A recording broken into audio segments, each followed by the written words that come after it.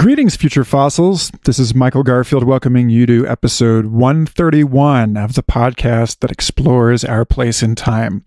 In an ongoing drama of trying to get the next awesome conversation with Eric Davis out on this feed, I just want to update everybody and let you know that my back has been in a pretzel all week after working a double last week at the Santa Fe Institute and getting some extremely cool conversations recorded for the other podcast that I host, SFI's Complexity podcast. I'm really, really excited to share those with you here soon. But as a reward to everybody's patience, I will probably try and get the Eric Davis episode out ahead of the normal schedule so that y'all can enjoy it before Thanksgiving. Anyway, this week, I have an extremely cool conversation, a Future Fossils Live that was recorded in Minneapolis last month with two old and very dear friends of mine, Jessica Nielson, whom I met at Burning Man in 2009 when she was a neuroscience PhD student, and Link Swanson, who is now her PhD student working on psychedelics and perception and cognition. And the two of them are up at Minneapolis, where I was last month doing this live taping and playing a concert and hanging out with a really robust and awesome tight-knit community, the Psychedelic Society of Minneapolis. Being a live taping and being the honored guest for this community, I think I talked a little bit more than I normally do or probably should have. So I'm going to keep this intro short for you. But before we dive into this extremely cool conversation about novelty and trauma and evolutionary selection, a really all scales kind of chat, I want to give a special thanks to everybody who has been supporting Future Fossils and my other creative work on Patreon, including new subscribers Naomi Most, Morton Tundle, John Merrills, and also the people who have been buying my new music on Bandcamp, including Darren Steinberg, Steve Fisher, and Alex Feldman. All of you are just wonderful people. So are the other 150 folks supporting the show, helping me keep it independent and ad-free while they reap the extensive rewards of a rather lush backstage feed. This is the season, you know. And if you all are grateful for what Future Fossils brings to your life, I hope that you will consider heading over to patreon.com and chipping in to the tune of a few bucks a month. That's money that allows me to take time off from my day job and the intense podcast production schedule I have going on over there to keep this flame going over here and to make sure that putting out 6+ episodes a month between the two of them doesn't just break me. Also, it's been a while since I brought this up, but it is no less true for Future Fossils than it is for any other podcast that reviewing the show on Apple Podcasts makes an enormous difference to the discoverability of this program. I don't really try too hard to promote this show. I mean, the quality is more important to me than the reach, but I'm constantly having to remind myself that reach matters when the point is service. So even if you're broke as a joke, there's a really easy and helpful way to make sure that this show gets into the ears and minds of everyone who will benefit from it.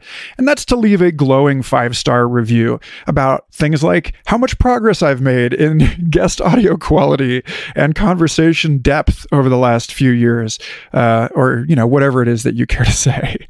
And now that I'm done panhandling for your social proof and fiscal support, thank you so much for listening. And I really hope that you enjoy this episode and the ideas therein as much as I do.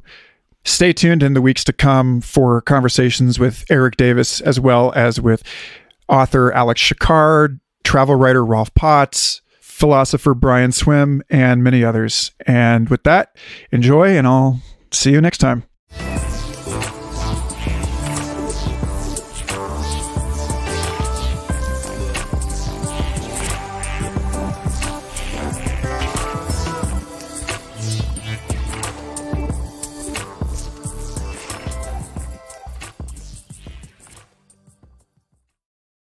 Greetings, future fossils.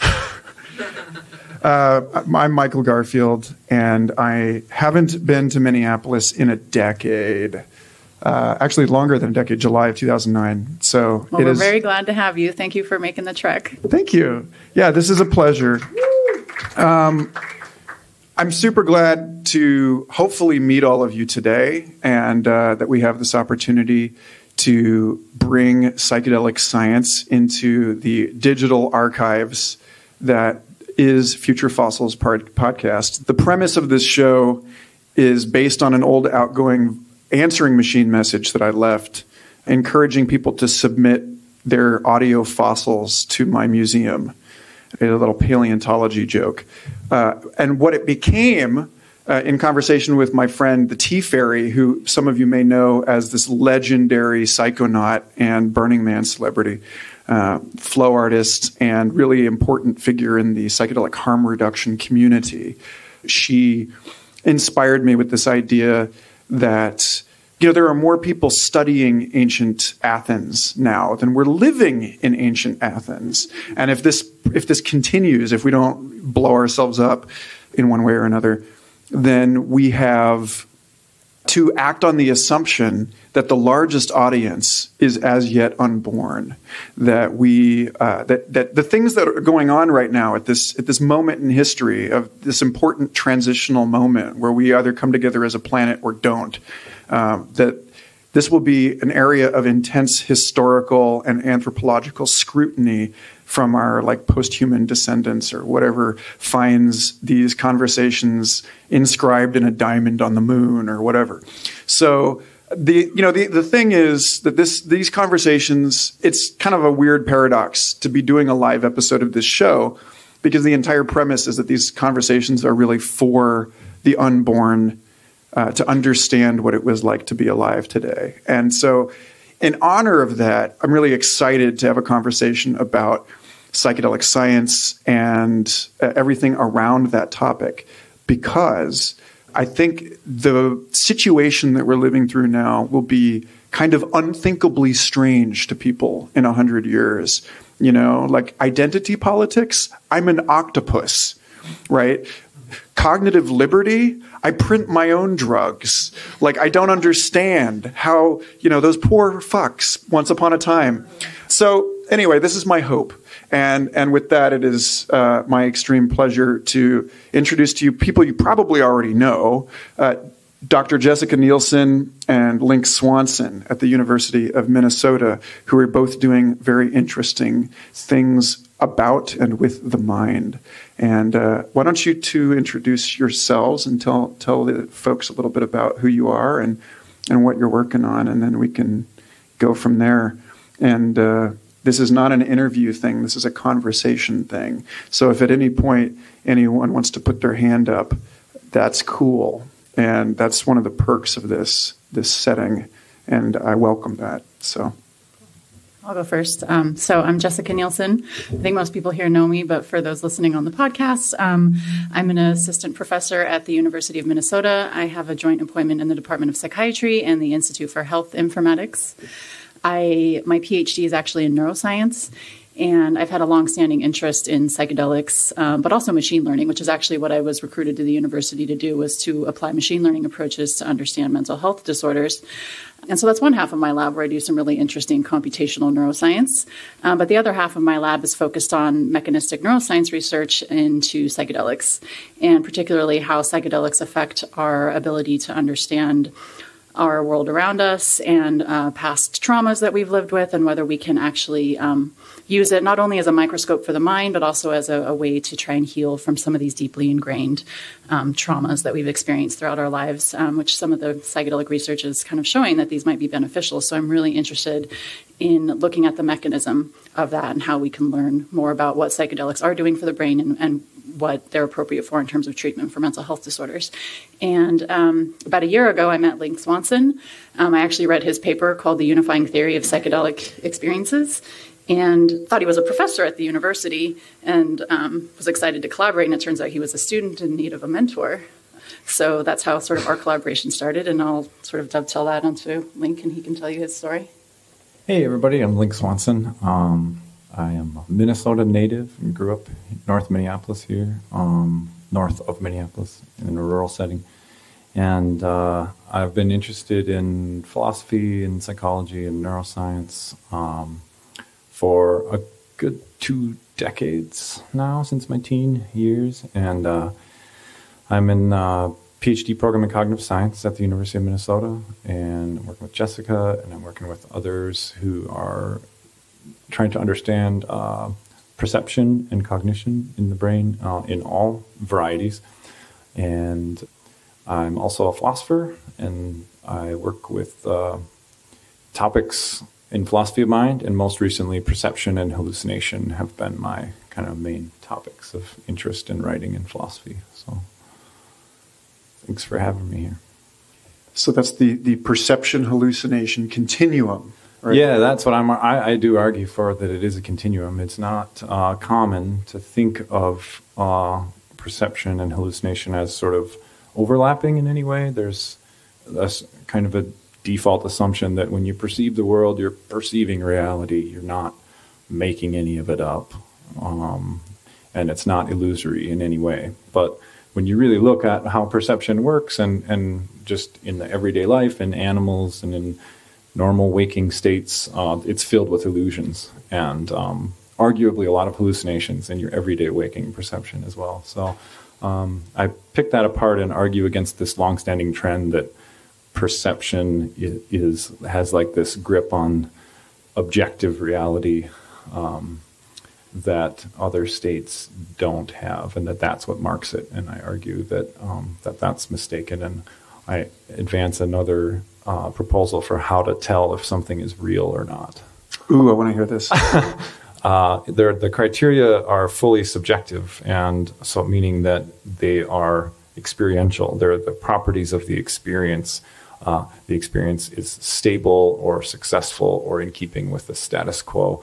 And those are all phenomenological properties of the experience. They're not criterion that have something to do with objective reality at all. But if it has certain properties, then we can say it's real. And that's what we want to say is real. So that leaves a lot of room for different mental states to be considered more real or less real, or again, like a continuum, a gradation of veridicality, if you will. So what do you do with something like the stock market that's not stable but is successful? Exactly, yeah. So, right. So the criteria that I proposed were sort of loose examples, but the successful part is sort of important.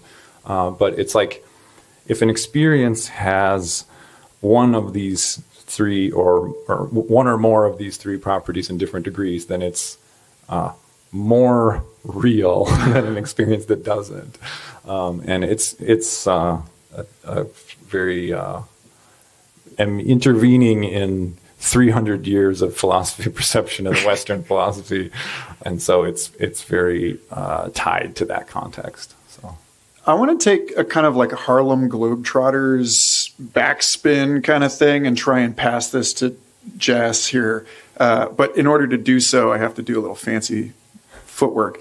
We're going to end in trauma, right? But we're going to start in me and my friends at the lake near the University of Kansas, where I went to school, tripping mushrooms in like 2003 and ending up in a thicket by the woods. And I present this to you as a case of your perception hallucination continuum, that I had realized that there was a way that I could get myself out of a sticky situation, which was that all three of us had managed to end up in a clearing by the lake that was surrounded by acacia and like thick with spiders and spider webs.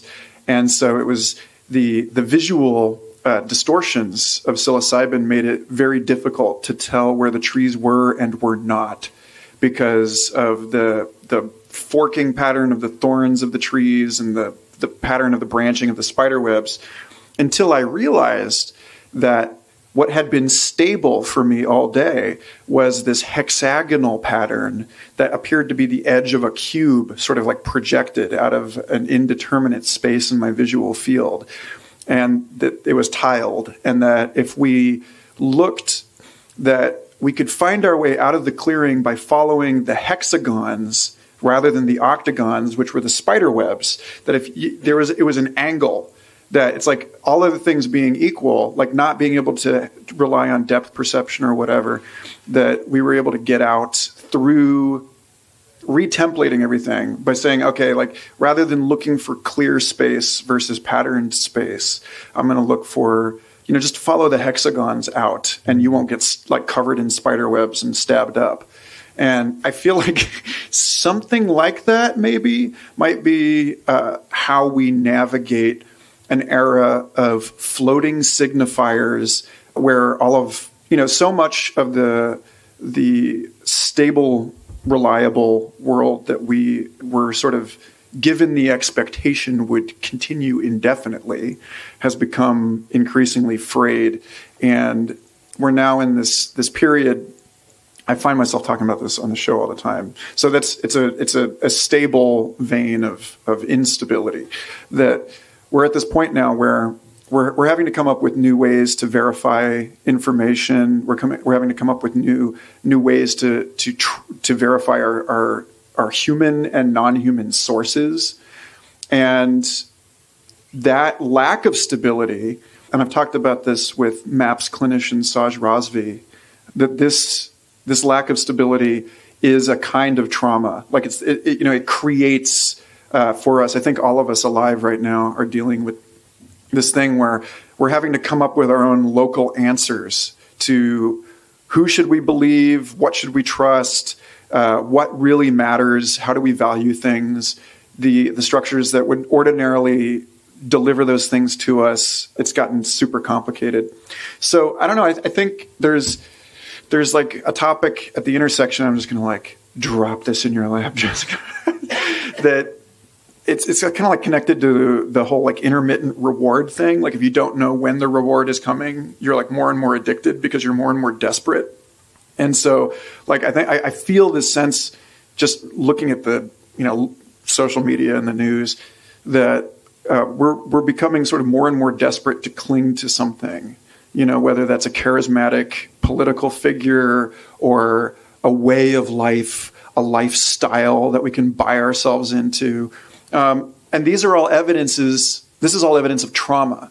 Like this is evidence of the trauma of the loss of a stable ground. Now, that's not to say that there's not something better won't, weave itself into being in place of that. But it does seem like there's all that stuff I was just talking about is where your two research tracks join, in terms of like the relevance to everything in our time is the question of what is and is not real and what do we do about it.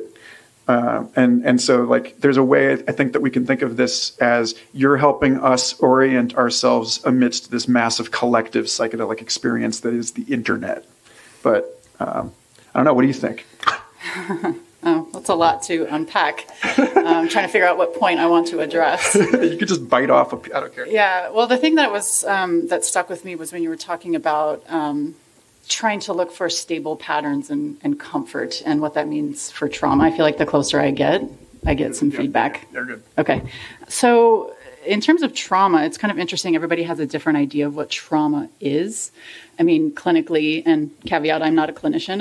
I do work in the space of neuroscience of trauma, but I'm not a psychiatrist or a medical doctor. But when it comes to trauma, like there's a clinically defined traumatic experience, which is when your life is threatened. And the situation you're talking about is more like adversity and stress, that things are becoming continually less stable and more confusing and more foreign. And it's really, I think, what we've been exposed to as children primes us for how we deal with that kind of adversity as an adult. And that's why a lot of people in the trauma space talk about when you have some kind of childhood trauma in your past, depression and PTSD and addiction, a lot of these disorders are a lot harder to treat because it's so ingrained in your psyche and your sense of self and how you respond to stress and adversity. And so intersecting that with psychedelics are really great at getting us more accustomed to dealing with bizarre things and things that would otherwise seem adverse or stressful because they're kind of uncomfortable and weird and strange. But you're doing so in a context that maybe feels a little bit more fun or safe or supportive or connected in some way, depending on the experience. It can also be traumatizing in itself, depending on the set and setting, but that's kind of a tangent that I don't want to go down right now. But I feel like being exposed to adversity and trauma actually upregulates the same types of growth factors in the brain that help us, that psychedelics do. So you kind of being in this like intense space makes your brain actually more able to change. And whether you're going to change in a good way or a bad way is kind of up to you and what you're exposed to after that. So I think psychedelics have the power to crack open that potential. So does trauma. And really trying to find the intersection of those two and figuring out how can we do this responsibly to not only figure out all the aspects and facets of trauma, but also the best ways to move forward and heal from it with psychedelics or other healing modalities. Psychedelics aren't the end-all be-all cure for trauma, but they're a promising frontier. So I don't know if that addressed the points. Mm-hmm. Yeah, I like that. I like those points. And I think that definitely our minds, our brains are traumatized by states of great uncertainty. And when there's a lot of uncertainty and not a lot of sort of stability in the input and in the system, then trauma can occur. If you want to go into sources, there's a really interesting paper called A Tale of Two Receptors, and it's talking about the serotonin 1A and 2A receptor, and that there's a hypothesis that 2A upregulation is nature's way of dealing with like massive emergency type of trauma, and that the plasticity that comes from that is effective in like big traumatic experiences for an organism. And then the 1A receptor is like for responding to ongoing little stressors.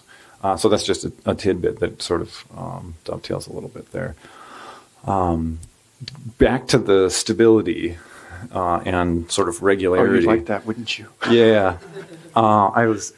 It made me think of this phenomenon called perceptual destabilization. And you can flash certain stimuli, auditory or visual, in someone's just normal waking person. And these stimuli, they deviate from the natural statistics of the natural world. So the statistical regularities that are in nature, you flash stimuli that are not in congruence with nature, and pretty soon your entire perceptual field falls apart, and you basically enter an altered state, and it's dreamlike, and there can be kaleidoscopic imagery, and so the brain can be induced into going into these destabilized states by just changing the inputs to be not what it normally would encounter in nature. And I think that's fascinating, and it speaks to how minds are wired to make sense of input and to keep their system and state stable. Now, the interesting question that I'll throw back to the two of you is like, so psychedelics obviously disrupt some of that stability, but why is that good? Why is that not traumatic? Obviously, sometimes it is, but why does that lead to the healing of trauma when you're disrupting the stability of consciousness and perception and cognition and neural patterns? I feel like that's the $1 million question, yeah. Because there's something about that destabilization that somehow in the right set and setting becomes this transformative mystical experience that makes you feel connected and one with everything. And that doesn't seem very destabilizing. So right. It might be a different mechanism. Hopefully we'll figure that out. I mean, it's destabilizing to capitalism. Yeah. True. So my background is in evolutionary theory, and for the last year I've been working in Santa Fe at the Santa Fe Institute, which is dedicated to complex systems research. And I've been very lucky to just drink from the fire hose of the research going on there as a science communication professional. And one of the things that's become increasingly clear to me around this notion of evolvability, like the ability, if you think about intelligence in a general way, there's like the intelligence that each of us consciously execute through our decisions and our strategy. There's the unconscious intelligence of the body. There's the intelligence that, manifests in our social systems and the architecture of civilization. Intelligence is not limited to a substrate, at least in the way that it's mathematically understood. And strangely, the president, David Krakauer, has pointed out that the mathematical equations used to describe inferential learning and evolution are the same. They were independently discovered. So if you think about evolution as like entities attempting to navigate a landscape, I don't know, some of you may be familiar with this, but like a rugged or fitness landscape, where you're trying to climb, like the machine learning algorithm, you're trying to climb to the optimum. You're trying to find the best fit for you in the environment that you're in, but the landscape itself is always morphing, right? So that's the instability that we build into it. Now, one of the external professors at the Santa Fe Institute, this guy Andreas Wagner from Zurich, has been doing work on the origin of novelty. There's your Terence McKenna drink right there. And the origins of novelty in the evolutionary process. And it turns out that many of the mutations that occur, they're not occurring in response to the environment. They're occurring in response to a local environment. In a way, like mutations appear to be the gene regulatory networks trying to find the simplest, most efficient way to express what they are doing.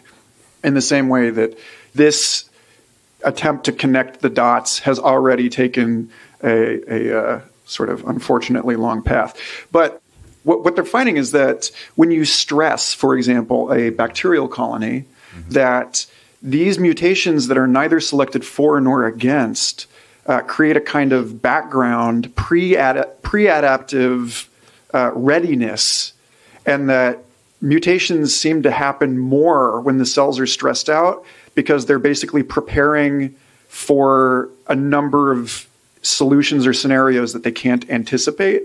And so on the evolutionary fitness landscape, these pre-adaptive mutations in some cases create little bridges where the bacteria is like adjacent to the next step it needs to make. It's only 1 degree away from it. It's like all that's left is that one like strike of inspiration. Like the next mutation creates the whole thing that it needs to survive. And so they find that stressing the population, this should be obvious to anybody who has like tracked the quality of popular music through like really excellent, easy periods of history and like really difficult, messy periods of history. Like I remember the night that Trump got elected, I was like, we're going to have awesome music for the next 4 to 8 years, and it's this. I think that the answer to this question is that, like you're saying, like there is an important, meaningful difference between stress that spurs the system, be it an individual person or a society or a bacterial culture or whatever, into greater creative, curious expression, that's like causing us to reach out into other possibilities, into what Stuart Kaufman called the adjacent possible. But there is this other part, which is that we only have adjacent possible surrounds what we've got. And like if it's too much change, then it's worthless to us. Like, you can add a certain amount of fire and like you get a thing, or you can just burn it to the ground, like you get a metabolism. You can cook your food or you can destroy your house, and I think that we're kind of at that point where it's like the question is how much is too much? Yeah, that I'm glad you brought up novelty because that's another natural question that comes out of talking about like this sort of polarities between, let's just take a human organism. It can be very stable and very rigid and very safe and very routine on the one end of the polarity, and then on the other end, extreme novelty and uncertainty. And it seems that if you go too far toward extreme rigidity and stability, things don't feel good or things don't work out well for the organism. But you go too far to the other end of just constant novelty, or massive uncertainty, then that's also not good. And when you think about if we were to just jump in, or if any of us in our lives were just to jump into extreme novelty and uncertainty by quitting your job and just living in a van and driving somewhere or whatever you want. That sounds really nice. Yeah, it sounds nice, but right, if you think about like just drastic life change, maybe you didn't self-select it, maybe you were fired and then you had to live in a van. Yeah. So I think that's a key difference, is whether it's a choice or whether it's something that was thrust upon you. Yeah, that's good. Like novelty seeking, like there's a lot of arguments against sort of that novelty is good, but then it's at the same time, it's like you've got this drive that many organisms seem to have to seek novelty. And it seems like balancing periods of extreme uncertainty and novelty in a safe environment with periods of stability and certainty and safety is the sort of pendulum that tends to be sought after. But like getting a balance between massive uncertainty and extreme boring stability and rigidity is the tough part. And it seems like that's kind of the magical ticket to a lot of different healthy states of organisms and like adaptive or successful states in organisms. So, well, I would say that, I mean, that's kind of how biological systems operate. That's homeostasis. Sure. You want the adversity just enough to get you to learn something so you can kind of branch outside your comfort zone and grow and learn. But you don't want to be in that state all the time. And you also don't want to be in a sense, I mean, you want to have a happy medium, kind of a continuum between the two. But ultimately, you kind of want to stay in the middle and kind of that like balance between the two extremes. I mean, that's kind of what most systems strive for, is homeostasis. But every once in a while, we kind of need to push ourselves, because I think we can get stuck in sort of that safe space where we don't want to rock the boat too much. But then I think that then tends towards then getting into this like quiescent, stable state where it's comfortable, but then you're not really making any progress. And sometimes that's okay. If that's like, okay, I'm done. I don't want to grow anymore. Yeah. And that's a choice for some people. But, I think other people want to make that decision to maybe push the boundaries a little bit, but then sometimes it can go too far. So just kind of, finding your own personal balance between those two. Yeah, it's interesting to think about what the driver is to seek novelty or to seek a state where there's less stability in your mental experience. And speaking of biological organisms that are non-human, lots of animals will seek out psychedelic plants. And it's an important question as to why do they do this? What benefit would it be? And they don't do it just for food. Is it just for fun? These squirrels and things, but they are put in a vulnerable spot. So what would be adaptive about a squirrel eating a bunch of mushrooms, and then you can look it up on YouTube. They wander around in the street and whatever. And so this seems like they're putting themselves in danger. And but it does also seem that like animals could be could benefit quite a bit from some sort of destabilized mental states. And the way that I like to think about this is that same squirrel that put himself into a vulnerable state where, predators and cars and whatever actually might benefit, because this in its rigid state, in its normal state, it could be ignoring a lot of its affordances, food, reproduction, safety. There could be a lot of opportunities in this animal's environment that in its normal waking state, it's just sort of focused on doing its thing. But then either during or after its self-induced psychedelic experience, that bringing that novelty in and shaking things up a bit could allow it to potentially see things in its environment that are, and I think that same back and forth is true of humans as well. And that's part of the sort of creativity kinds of reports, or ingenuity and things like that, or even just seeing insights into, personal insights into the personal issues. But the balancing definitely is a question of great importance. So this made me think of a conversation you and I were having about city animals versus... For the raccoons. Yeah. And where they're like, city animals are kind of a little bit more adaptable. They're exposed to a lot of weird stuff. They learn how to harness traffic to help get food and And then those that are out in the rural situations, like they're not exposed to that novelty. And so they're not forced to think outside the box of how to like optimize their situation. And so, that could be happening with humans, where if humans are a little too isolated. And what are you saying about rural humans?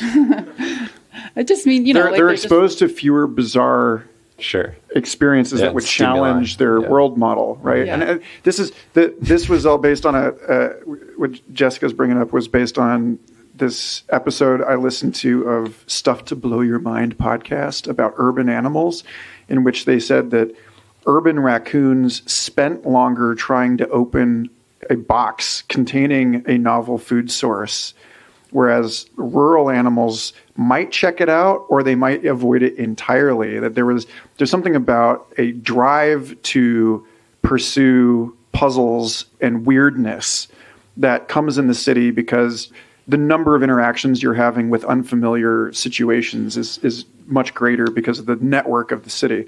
I've got a quick sort of critical thought about that. Is it just because it's weird and novel, or is it because the urban animals are exposed to human objects, and the rural ones aren't? And do you see what I'm saying? So like that object, they're still human objects, and I mean they have trash cans and cars and houses and stuff. There's just a higher density and there's a higher variety.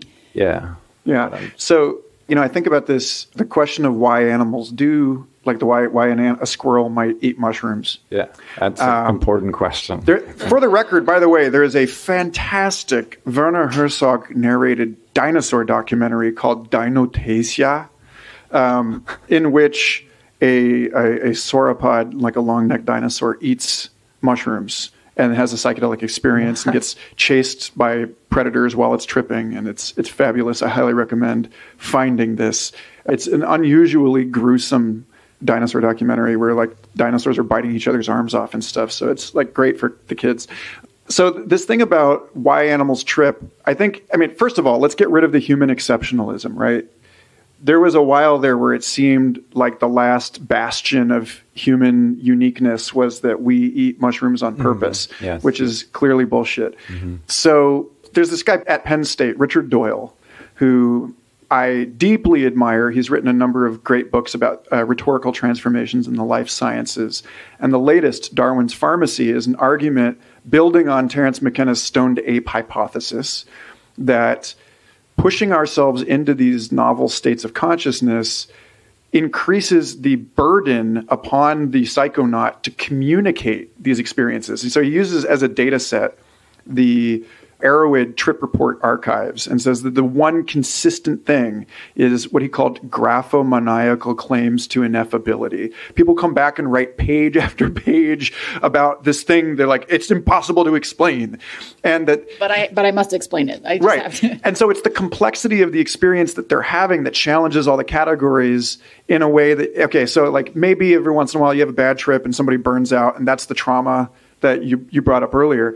But on average, his argument is that this was leading us to eloquence, that it was increasing the number of evolutionarily relevant things that we had to talk about, and that as we got more and more eloquent, it became one of these positive feedback loops like the peacock tail, where it was like our intelligence and our ability as communicators turned out to have all of these secondary benefits to our ability to cohere in social groups, and that being able to sing about tripping was like what made us human, basically. And I think that that's, that there's something in that about, like you said, the question is whether the helicopter rope into the next layer of being actually reaches low enough for us to grab or not.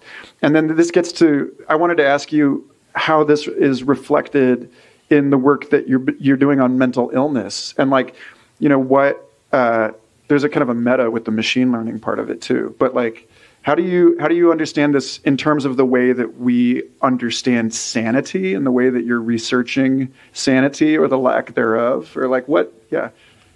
Can you crystallize a well, yeah. So like in a sense, I would say obviously this is a gross oversimplification, but it would seem as though the insane is like the brain trying to accomplish this move to who here is familiar with like Robert Anton Wilson? Yeah, Chapel Perilous. This idea of like you're moving from one like the world that you understand, and then everything starts connecting and making more and more sense. And so you have to come up with a new world construction in order to navigate this like intensely synchronistic network of meaning that you realize things really are. And that's the gauntlet moment in your work as a psychonaut, where you can either fall down the rabbit hole of paranoia and miss the point, because obviously, like, if everything's connected, you're implicated too. You're part of the conspiracy, but it's a failure of your brain to reconstruct itself to restructure itself so as to include itself in the new world mode, where metanoia is where the ego is folded over the outer world in such a way that the inside and outside cease to exist as concrete categorical settings. And so that's actually ontologically, that's actually more true, right? Like, you are a folded cluster of cells that's folded over and over and over. And like, you can run a string through your mouth and anus, and there isn't an inside and outside in that simple way, right? And yet we insist on this.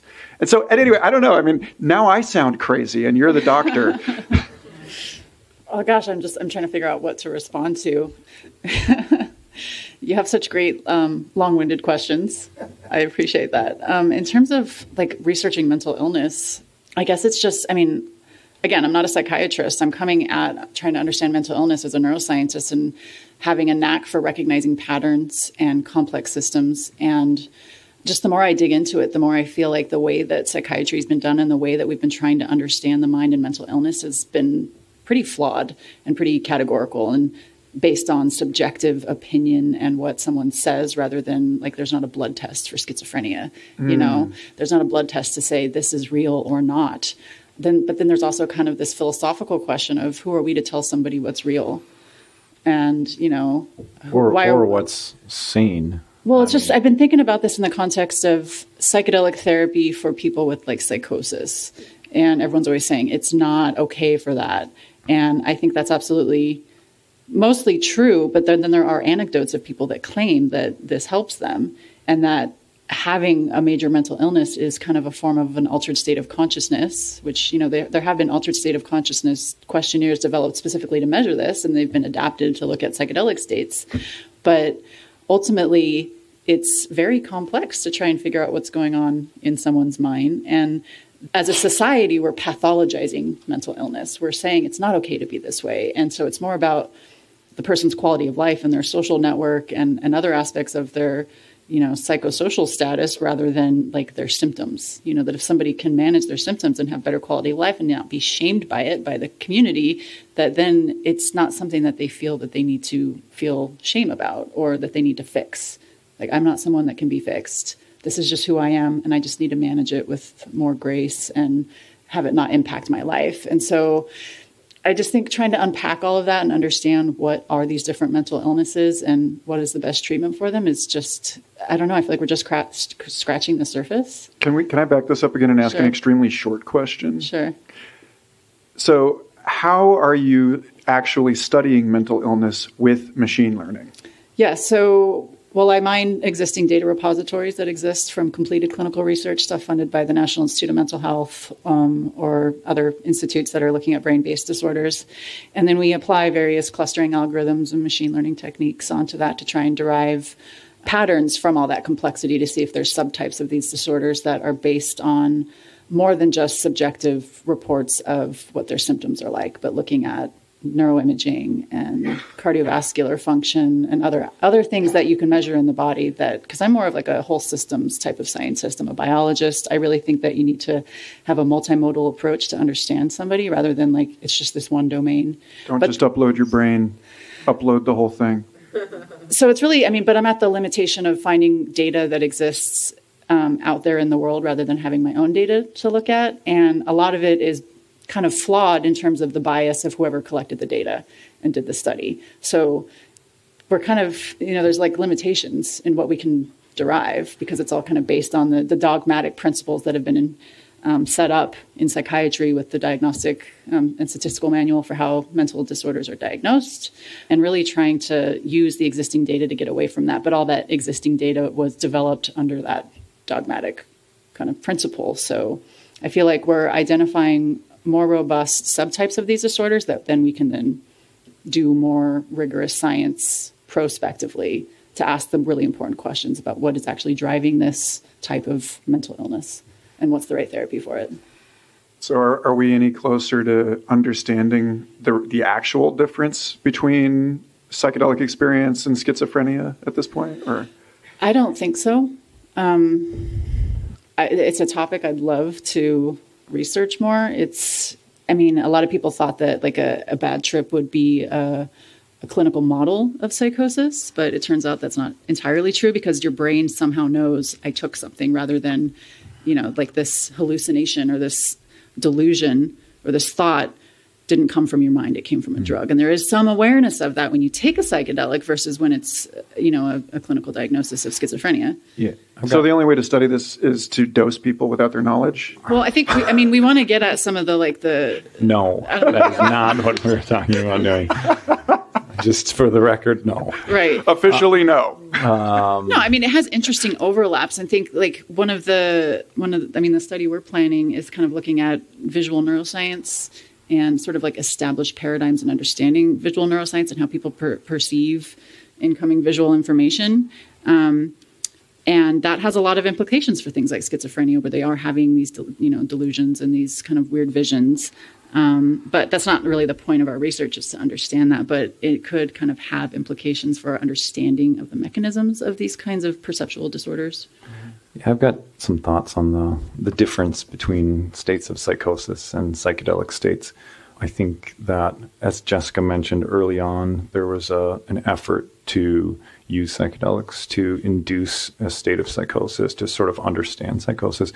Interestingly, that approach was already happening before psychedelics came onto the Western scene. So it wasn't like they saw the mescaline state and they said, this is just like psychosis. Instead, it was like they were already on this search to try to use drugs to make people temporarily insane. And they were using like massive amounts of tea, alcohol, barbiturates, other drugs that they were trying to do this with. So this was something that was already part of the research in the late 1800s. But really, and I touch a little bit on this on my Unifying Theories of Psychedelic Drug Effects paper, but the overlap between psychosis and the psychedelic state, it's a lot of just terminological overlap, and there's really not a lot of evidence that they have much in common at all, other than you use similar words to describe them. Words like perceptual distortion or delusions or hallucinations. And those are words you can use to describe certain mental phenomena, but that doesn't mean that just because you're using the same words that the mental phenomena are in any way related or identical, for that matter. And I actually have a lot of suspicion over any real scientific or philosophical comparison between chronic psychotic states and acute psychedelic states. I really don't think that there's very much hard evidence or rationale to connect them in a meaningful way. Can I back this up a little bit and press a little on the unifying theory of psychedelics? Because that sounds rather ambitious. Yeah, theories. Okay. And it's a review of other people's theories. So I'm analyzing various other attempts to have a scientific theory of why these molecules produce these experiences in the brain, right? So you've got a novel molecule, psilocybin or mescaline or something, and it produces novel experiences when it enters the brain. And then you want to have a way to say, like, oh, we know why that does that. So various people have over the years, and I did a lot of historical work and then a lot of 21st century sort of neuroscience theories. So I cover some of those and I pull out similarities and differences between them. And so I don't know if you have further questions about that. Yeah, it's not like I have my own unifying theory of psychedelic drugs. Well, what are the commonalities? Like, what are the consistent points across? Because I'm looking for something stable, successful, and real. Here. Yeah. So, right. So some of the commonalities, in fact, they go all the way back to the early 20th century. Was this idea of a filter that the brain has, right? So biological systems have these constraints on them of how they produce experiences. And there's certain experiences that they sort of narrow in on in like a constraint kind of way, and they filter out the rest. And so a lot of these early theories said that, okay, so the brain has this filter, and psychedelics come in and sort of open up the reducing valve, as Aldous Huxley put it. And there's so many other, the ego tunnel from Leary, and there are a lot of different ways of saying the brain has constraints on it, and psychedelics lift those constraints, so sort of like anything goes. And that remains in 21st century neuroscience. There are three sort of approaches that I highlight. It's integrated information theory, the entropic brain theory, and predictive processing, or rebus, which is what it's now come to be called recently. But all of them basically have this underlying hypothesis that these constraints that are natural, so talk about an organism and its environment, it can't just willy-nilly look at everything in its environment, because something, if you're constantly just, ooh, what's that? Ooh, what's this? Oh, wonder about that. Predators will come and get you, or competition will come and steal your resources. So these filters, or this constraint mechanism in the brain, is sort of built to keep you on track for what is relevant to your life and to your survival, and also to keep track of what has happened to you in the past. Oh, last time I walked on that trail, and bad things happened, and if I walked on this trail, so I'm going to stick to this kind of trail or whatever. So trauma, I think, can give a very strong prior belief into this system, whereas like the world is not safe and things are out to get me. And I think that can severely influence the constraints that are on the brain in that state, right? And so psychedelic drugs get into the system, and it does seem like in some way these constraints are lifted or expanded, and the number of states that the brain can enter is expanded. And that has this sort of double-edged effect, which you've already touched on, between stability and uncertainty and novelty. And the double-edged effect is that, like, yes, you lose some of those constraints. So if those constraints were sort of pathological to you, or maybe not serving you well, they're gone for a little while, maybe a few hours, maybe a week, and then you have some opportunity to sort of rewrite the constraints. And the constraints are essentially your background beliefs and expectations about yourself and reality. And when those become pathological, in depression and PTSD and things like that, it's fairly clear that it's this rigid, stable state that the brain has put itself in response to some other event. When you can break that apart, then you have the opportunity to sort of get a better or more successful or appropriate or healthy rigidity to that. But you also, in the midst of that, you put yourself into a vulnerable state. So if anyone's tried to like make a sandwich at the LSD peak or something like that, like it's not as easy as it is to just make a sandwich in your normal waking state. So my point in that is that these constraints help us to do normal things, and that taking them away is this, sort of two-sided thing, where you have trouble making a sandwich or doing or forming a sentence or so on. And yet on the other hand, you've also dropped the things that weren't serving you. And so I guess that's the overarching dynamic in a lot of these theories. But the question is, what are these constraints? How does a neural system support and organize itself into this way that is sort of it? How does it filter things out? And why is it that these certain kinds of molecules seem to break those filters apart? And that's kind of what everyone's after right now. And those are the kinds of questions that we're asking in Jessica's lab. And that's the kind of thing that's being talked about. And it isn't different from what they were talking about in the 30s in mescaline research, and some things they were talking about especially in the 50s and 60s with Huxley and so on. This reminds me, again, like because of the hill climbing algorithm component, like everything's seeking its best case scenario, which is sort of the opposite of this sort of like the entropic brain model of like everything seeking its It's like most efficient energy state, entropy production, and so on.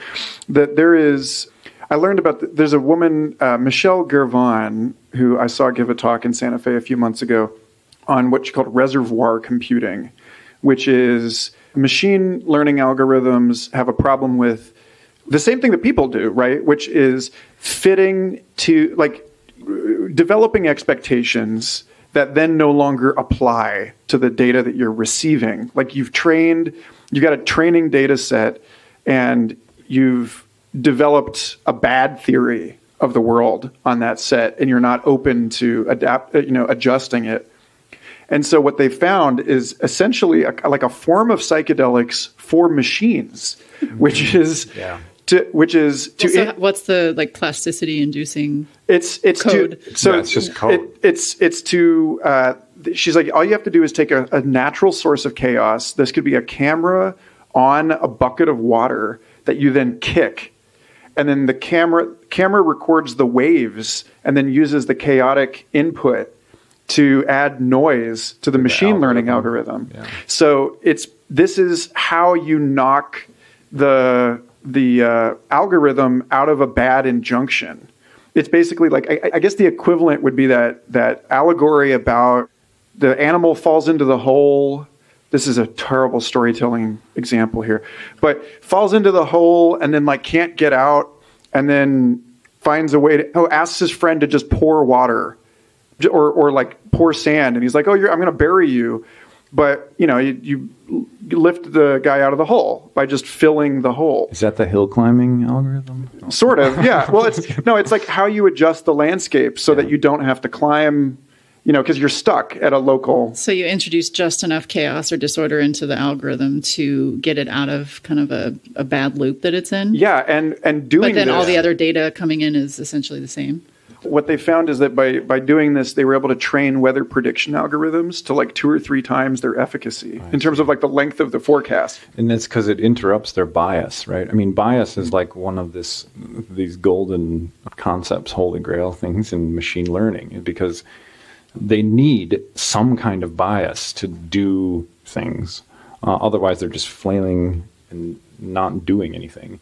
But then when they get the wrong kind of bias, and then they're doing the wrong thing. And so the idea is to like introduce something to disrupt that bias. And that essentially would be psychedelics for machines. But it works the opposite way too, which is there's a sticker that people have developed for spoofing facial recognition algorithms. Oh yeah, I've seen those. It looks like it looks kind of like the official Psychedelic Society of Minneapolis sticker. That's why they have that. Actually, so you don't get facial recognition. Just slap one right here next time you go to China or or a music festival. God help us. These stickers, they found that like if you threw one of these trippy, it looks like the output of a deep dream kind of thing. It looks trippy. That if you put one of these in the image, then suddenly a machine vision algorithm that like 99% gets banana. Like I'm able to identify this as a banana. Suddenly it's like, that's a toaster. And so this is the cautionary tale, right? Which is, do they make tattoo versions? It sounds like you have to have some, what are the different types of chaos you can inject into that algorithm? And at what point is there a breaking point where it becomes nonsensical? And you're not fixing it, you're actually just kind of making it more confusing and convoluted. Yeah. Well, it's like if it's doing really well, maybe you shouldn't. Like, like breaking point is 350 micrograms. Yeah, my dad's like he's gotten to a point in his life where, he probably shouldn't take drugs, right? Like it's 99% banana. Like just leave it. Whereas those of us who are like stuck on local Optima like down here, maybe you should flood the system with noise a little bit. Well, and it's interesting to think about in that way. You think about just underground psychedelic culture and illicit users. I'm sure many of us know people who have continuously used large amounts of psychedelics. And the types of, I guess, personality traits and behavior traits that might come from that do have this sort of almost too much chaos kind of feel to them. Not obviously that's not guaranteed, but this makes sense. Like this is consistent, I think, with the idea that there's the right amount of instability to prompt the system to reconstruct its biases or to adopt a new set of biases to better accommodate the input that it's receiving. But there's, like Jessica mentioned, there's a certain amount that might just tear it apart altogether and just break it down completely so it can't get its bearings. So I want to take a hairpin turn here and ask about the research that you two are about to embark upon. Jess, if you could hopefully, like what do we have to look forward to? I'm not saying hopefully, it will happen.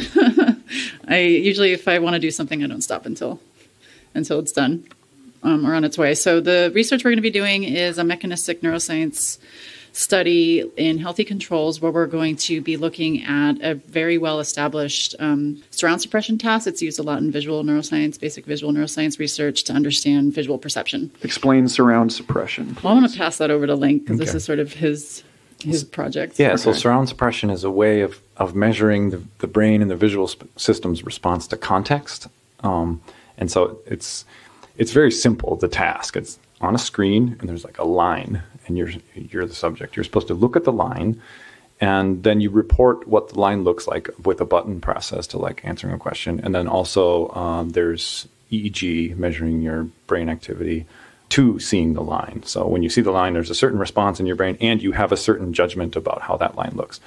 Then when you surround the line with a bunch of other lines, this is the surround part, it actually suppresses your ability to correctly see that line, or you see it differently. It either looks less intense, and in fact, or usually looks less intense when you have a surround around it. And it's just, it's almost kind of like in a very simplified version of Where's Waldo, where there's a lot of stripes around Waldo and you just don't really see them. But there's a million of these examples, even in music, for example. If I'm just like rapping on a snare drum up here, just a snare drum, and that sounds pretty intense. But if the snare drum is integrated into this beautiful riff and groove, then you might not even notice that there's a snare drum hitting there. So the context of stimuli actually suppresses the response to that stimuli. And it's a way to get a very simplified picture of how brains respond to context.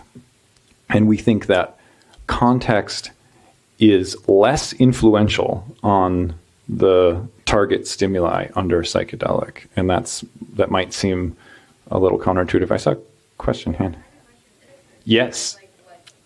Could you restate that question for the record? Yeah. Is there a component of language in this, in terms of like being able to say what the thing looks like, or like, for example, there was a study where they took. I see. Yeah, so the question is about the linguistic cultural context that the subject is in, and how does that influence the way that they respond. I'm pretty sure that this specific task has been found to be culturally just static across cultures, and most neurotypical human beings respond, and animals, in fact, respond in similar ways to this. But it is...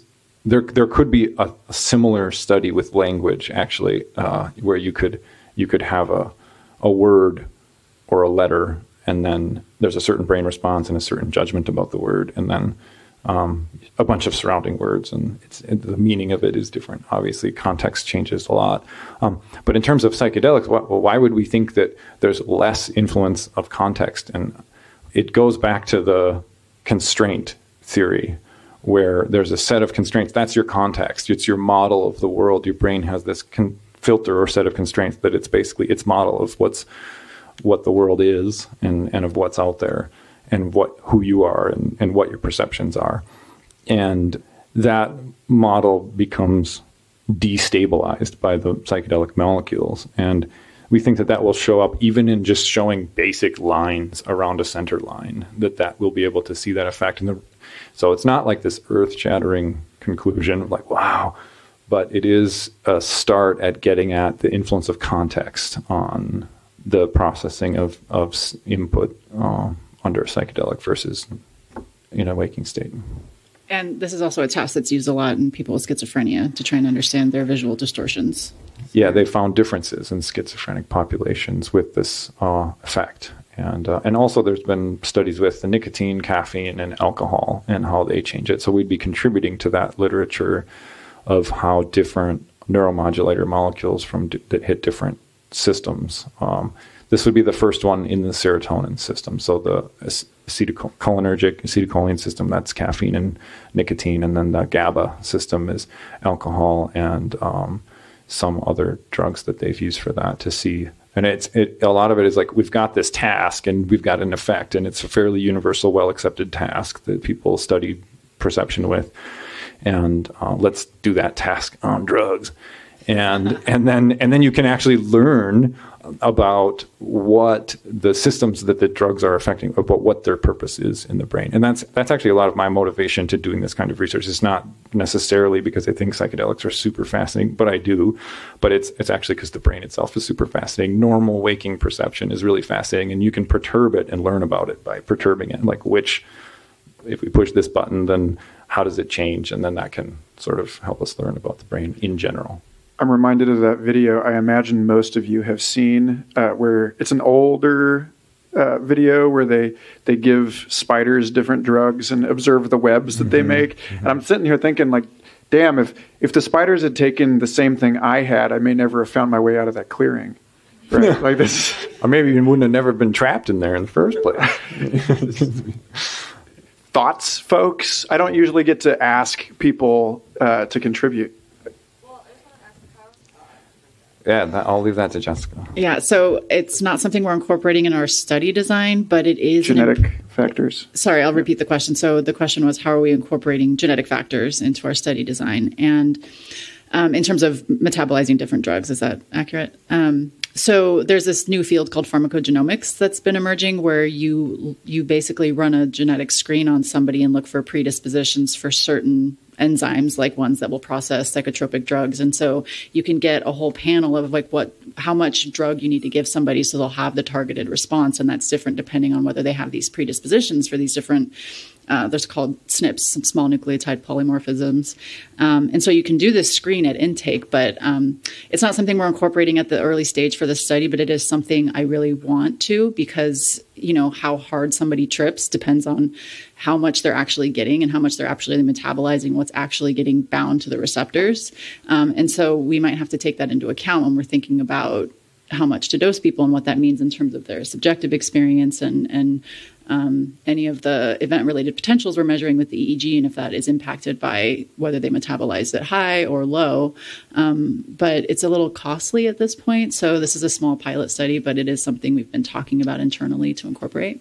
I think a lot of the genomics is, the pharmacogenomics is animal-based, so there's still probably not a lot of data on psychedelics of how they be metabolized. It doesn't matter with psychedelics, because there's certain classes of drugs that are metabolized with certain enzymes that you can map in somebody. Yeah. And that's actually been pretty well worked out in so humans. As long as you and know, FDA has approved some pharmacogenomic screens. Actually, Minnesota is kind of on the cutting edge of this in terms of incorporating this into when somebody goes to the doctor, they do one of these health screens they do for pharmacogenomics, and then they can tailor their treatment plan according to how they're going to metabolize the drugs. And that way they can iterate faster through what they need to give somebody without testing it on how do you respond when I give you this drug? They can actually do a screen and say, this is how you're going to respond. I'm therefore not going to give you that drug. I'm going to give you this drug at this dose. Or, here's a different dose. Yeah. You don't get as much. Sorry, buddy.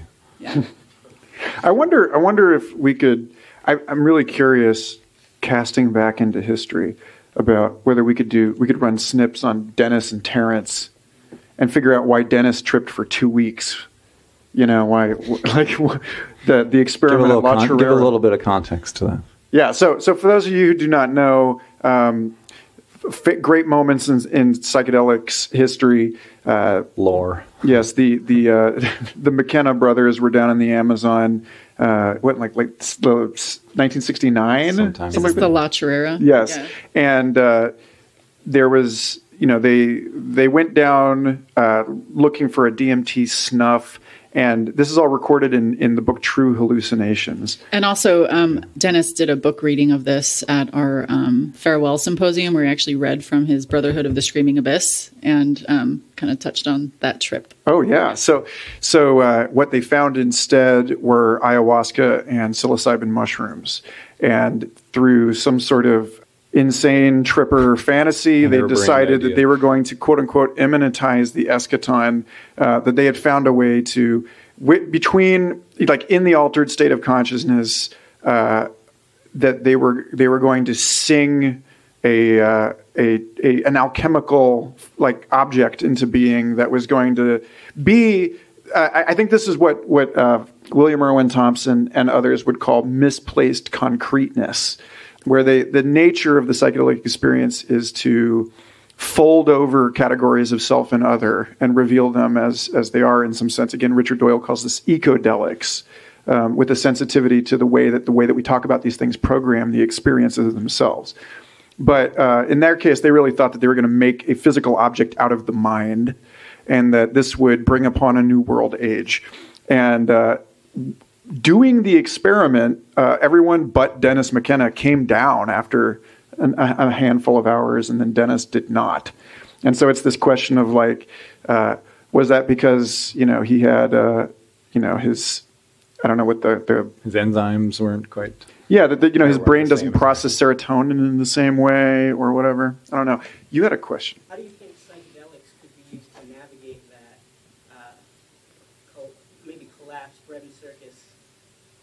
So can I just to restate the question, it seems as though civilizations go through a kind of eruption of novelty right before collapse. Like a selection process. And the question is, like, might psychedelics be useful to us in this moment to Yeah, that's a great question. avert that? Or? I think psychedelics could help because maybe you could prevent the collapse because people aren't going to see it as this horribly destabilizing thing. They're kind of ready for that upheaval of massive amounts of novelty if it's just going to start flooding in, and it's more tech and more change and more things, and the more able you are to kind of handle that and navigate that without completely succumbing to it and just giving up or going crazy.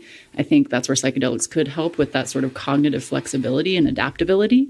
But again, I think there is kind of a threshold that if it's too much, I don't think it's going to matter how adaptable we are. At some point, the system is kind of at max capacity for handling incoming stimuli. So we'll see. I think it would prepare us better for sure, but it depends on the level of change that's coming. You want to jump on that? No. Okay.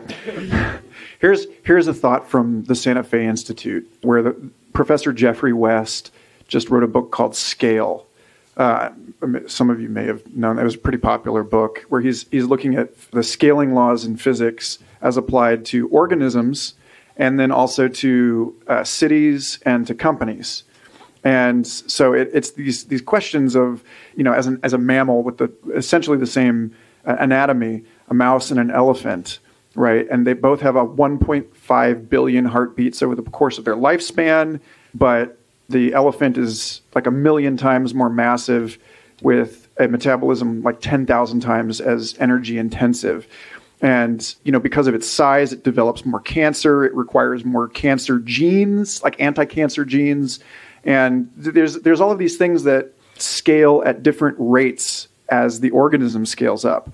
So his work with cities shows that cities are social reactors, and that because, like we were talking about earlier about the urban raccoons, like there's the more interactions that people are having in a city, in social dimension of a city scales faster than the city itself. So a city with twice as many people has 115% as many patents, crimes, and transmitted diseases as a city half of its size per capita. And so what happens, like it also speeds up, because in order to push resources through its networks as efficiently as a smaller city requires more energy. It's not a linear thing. But what he found is, as any network grows, it reaches these crisis points where it has to innovate its way out of the crisis. And so we're at this like scalloped the big J curve that everyone's used to seeing from Silicon Valley, techno singularitarian types, this notion that we're approaching this line, the singularity, it's not actually a J, it's a scalloped J. It's like a fractal series of smaller and faster hockey sticks as we continue to innovate our way out of crisis faster and faster. So I think that your question speaks to we were talking about earlier about evolvability and like, why is it that cultures end up in a novelty phase right before collapse? It's not that I don't think it's the novelty phase causes the collapse. I think it's that the maturity of that society is a crisis, and that the novelty phase is a way for that, like if we zoom out and look at it as a bacterial culture, then it's all of these sort of desperate flailing mutations seeking some sort of solution to the conditions of that late civilization. And so I don't know, frankly. I think what I mean is I don't know if psychedelics offer in any kind of simple way a way for us to innovate our way out of it. I mean, clearly at some level they are useful to, like, the microdose famously is useful to like this kind of creative catalysis. But I think that the conversation planted on psychedelic therapy, specifically related to trauma therapy and psychedelic integration work, is actually probably where most of the weight needs to be right now, because we're living through an era of extraordinary novelty already. Like, we don't need to drive psychedelics into this, I don't think, to make things more novel, except to the degree that they allow us to liberate ourselves from poorly adapted framings, and that most, like, I've been part of a lot of communities over the years that really thought that they were like changing the world, that's like, we're going to do that. We're out ahead of the curve. We're the evolutionaries. And frankly, after 10 plus years of that, I'm really sick of it, because it's clear that like the world is changing way damn fast. It's going to change of its own accord. And the people who claim to be visionaries, claim to see where we are in the big picture of history, ought to be helping people understand and organize and embody and live those changes, and not just throwing more gasoline on the fire. So, I mean, that's my conservative opinion about this. Oh, I had a thought as you were talking about the system is either creating more novelty as sort of this like last ditch effort for survival, versus like it being sort of a genuine aspect of like the peak of that civilization, but then it becomes too complex to actually integrate and then it collapses.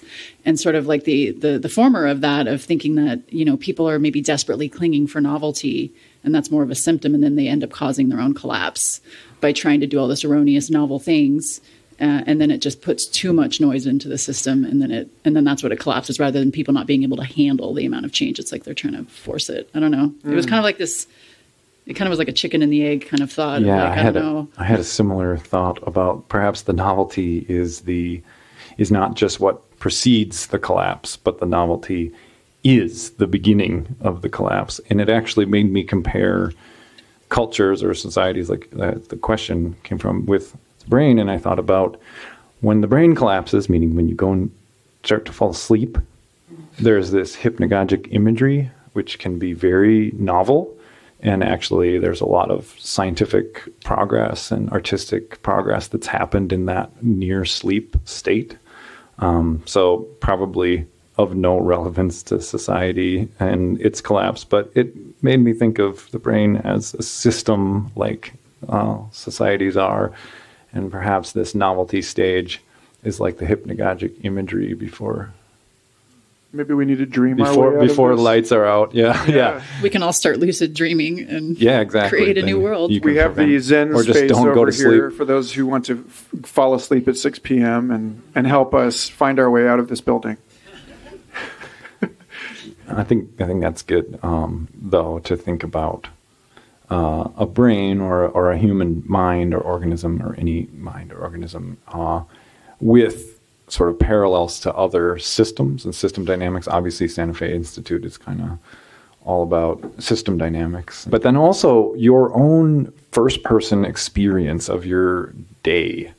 right? The system dynamics of that, of your emotional states, your ups and downs, your waking up, your different tired states, your various experiences that you have throughout the day, and just reflecting on those as like yourself as a system, and then that there's a certain dynamic, and there's these attractors that you sort of move toward or away from.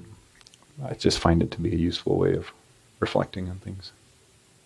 I'm on the verge of like repeating the same bad habits, and I don't have this experience of like being like the stress. When the stress comes on in my day to day, I don't go, oh, I want to seek out novelty now. So I just like my first person experience isn't like, as you say, the stress comes on and then it like kickstarts some novelty seeking process. But I wonder. But then I also know that I've had like traumatic experiences in the past that seem to like put me into a bad habit. And so I don't know. Maybe there's something to be said of like, when does this novelty seeking get kicked in? Because I imagine many of us have experiences where, oh yeah, I was stressed out and I all of a sudden didn't start seeking about a bunch of novel new information. I reverted my same bad habit. I was just stuck. Or so is that clear? I'm trying to think how to summarize the question. Whether novelty seeking can be bad. Well, no, I'm just wondering. I don't have this experience where, as it sounds like Michael's articulating, that the novelty process gets kicked on as a byproduct of stress. Right. Mm-hmm. And so I would just imagine a lot of us have this experience where that does not happen. I think it's the opposite a lot of times. Right, so that's what I'm curious about. Yeah, I mean, it feels like it is the opposite. And in fact, when you have too much novelty from a traumatic or shocking experience in your life, a death or some kind of a drastic, dramatic experience, a lot of times what gets you back on track is to reduce the amount of novelty, get your routine going. I mean, simple things, simple habits, to focus on, and that is one strategy that people have for sure in those states. So yeah, and I actually, it feels like the introduction of a lot of novelty in a life that's already uncertain and has chaos is not good, or is not natural to go towards. But that being said, like we said, in a state where there's a lot of ruts and where the problem is that there's a lot of cycling thoughts and cycling emotions and things that are sort of stuck, then introducing new experiences, whether it's psychedelics or travel or meeting different people or checking out different music or art, can sort of break so I guess it depends on what the ailment is in your mental experience, whether introducing more novelty would be good or not for that. Well, and just to touch on this idea of novelty, what I'm thinking about in that is just kind of opening up the brain to being more adaptable. And novelty promotes that. And then it gives you the opportunity to try and integrate something new into that while the system is sort of in this like priming, tuning state. But there is maladaptive plasticity where you then learn like a bad pattern. That's essentially what addiction is. It's this maladaptive learning that this thing that gives you a reward is good for you, and in turn it's not. And it could be good to sort of reduce uncomfortable things and novel things transiently if it feels like it's too complicated. But ultimately that's just sort of keeping the person at baseline. Whereas like once they feel stable enough, then maybe slowly start introducing more and more novel experiences that are going to promote plasticity and get that brain into a state where it can then learn a new way of being that is more healthy for the whole system.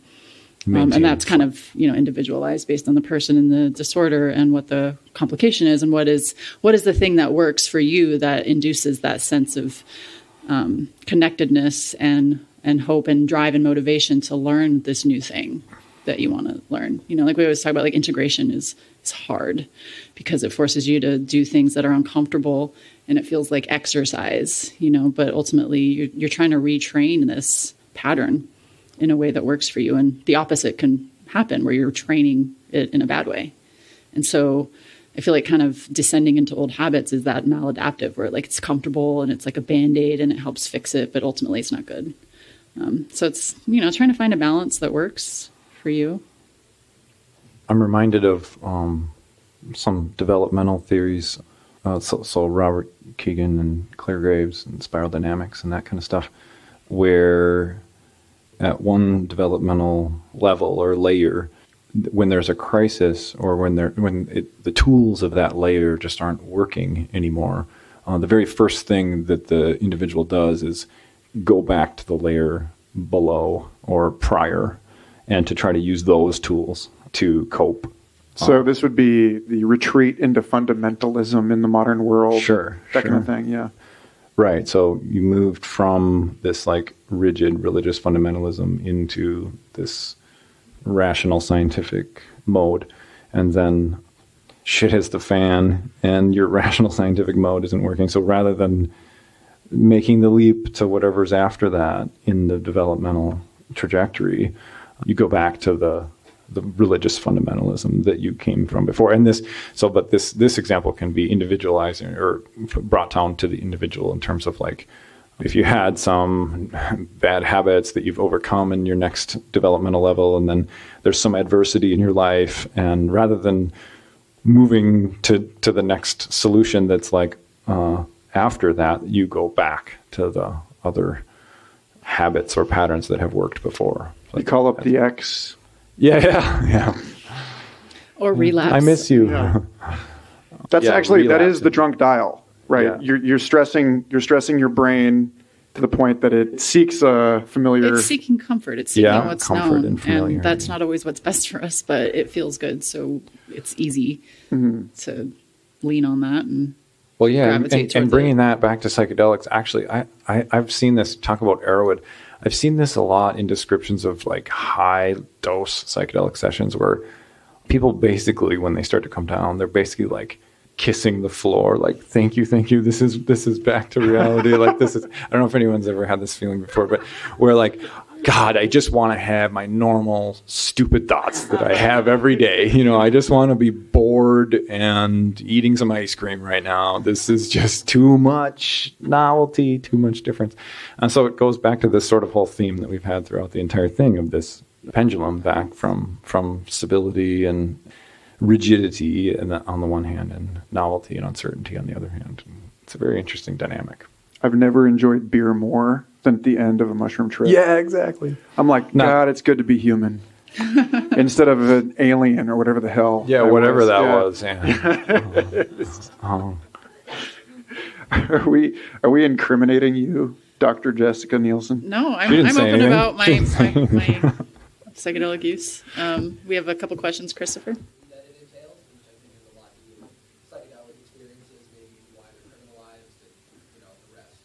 Yeah, those are some really great points. And I think about freedom in terms of imagination. So when in a psychedelic state, when we talk about novelty, that can actually be just as simple in phenomenological terms, in experiential terms. It could be just as simple as I have a wild imagination. I can imagine things that I wasn't free to imagine before. And so it also goes back to this constraint process that brains seem to be fond of. And the constraints limit, which makes less free to imagine or perceive or to feel a variety of things.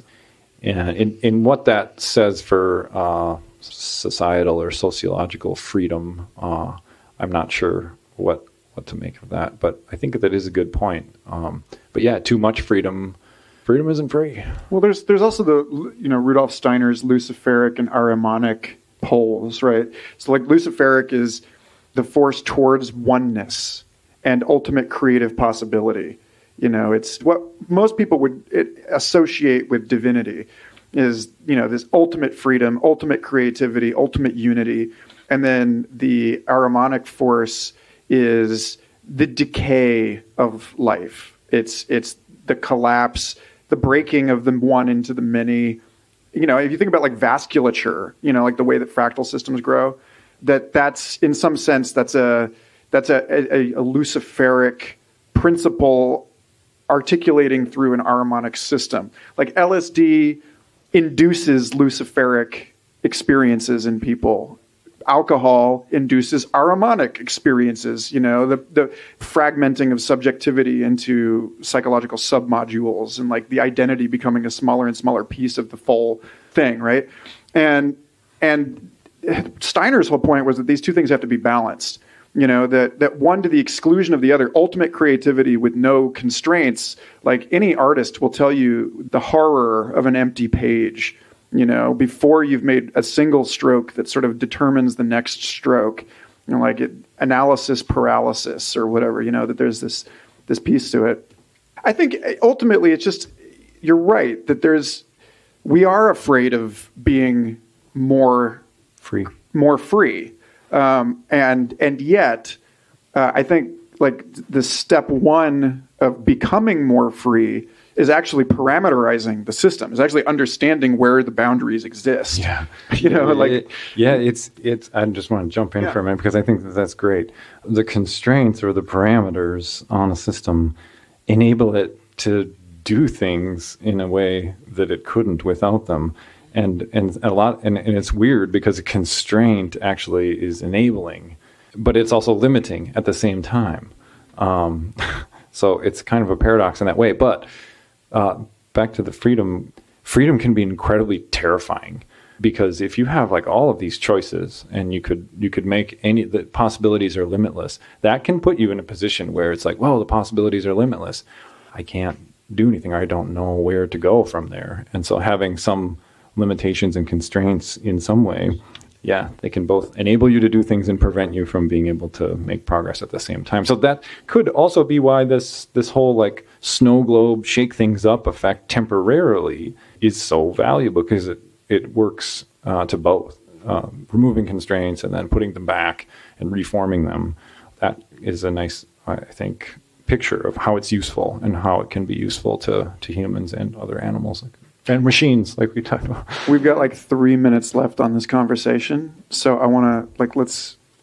Well, the only comment I had on that is, I think for the most part, most people tend to avoid being uncomfortable at all costs. Mm-hmm. And that includes being in spaces where they're exposed to new things. And even though that's exciting for some people, I think most people tend to try and shy away from that. So it's really kind of getting at some fundamental aspect of human nature, of our inability to break through that discomfort to better ourselves. There's this meme of all these people waiting in line to get the quick fix pill versus, the other line that's okay, who wants change? I want change. Who wants to change? And then everybody just kind of stays silent. So it's, it's a lot of work. And I think ultimately, I'm hoping psychedelics give people the motivation and the adaptability to do that kind of work. But ultimately, I think most people without having that experience aren't going to be comfortable with discomfort and novelty and unrestricted consciousness and freedom. And it's a fun space to play in, but it can also be very disorienting and terrifying. And on that note, I want to congratulate all of you for being the mushroom squirrel running through a busy intersection with this event, because I realize that it takes a little bit of courage to stake $20 on some random asshole from, you've never heard of, and come over here on a Sunday and have a dance party that keeps changing. There's Indian food now and face painting. What the hell is this thing? It's a psychedelic party. Yes. So anyway, thank you. Thanks, Jessica. Thanks, Link, for being a part of this. Thank you all for being here. And I've got to run over to the other room and set up to play Thank you, Michael. A concert. Yeah, thank you. And just, so in the middle room, there's some food. It's free. It comes with your ticket. And so just kind of go over there and then we'll have music set up in the other room and you can kind of just meander back and forth. This is going to be kind of a chill space with some good ambient music and fun lights. We've got some projections happening here. We got a little chill out space over there. And then the other room, you can dance and mingle and get your face painted. And thank you for coming and enjoy the rest of the evening.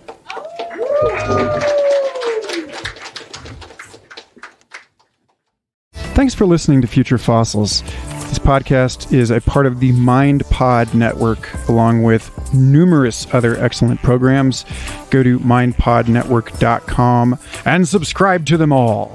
If you'd like to help support Future Fossils, consider giving this show a 5-star iTunes review or sharing it with someone you think might appreciate these conversations. For more episodes, show notes, copious extras including music, art, the Future Fossils coloring book and book club, and more, visit patreon.com/Michael Garfield.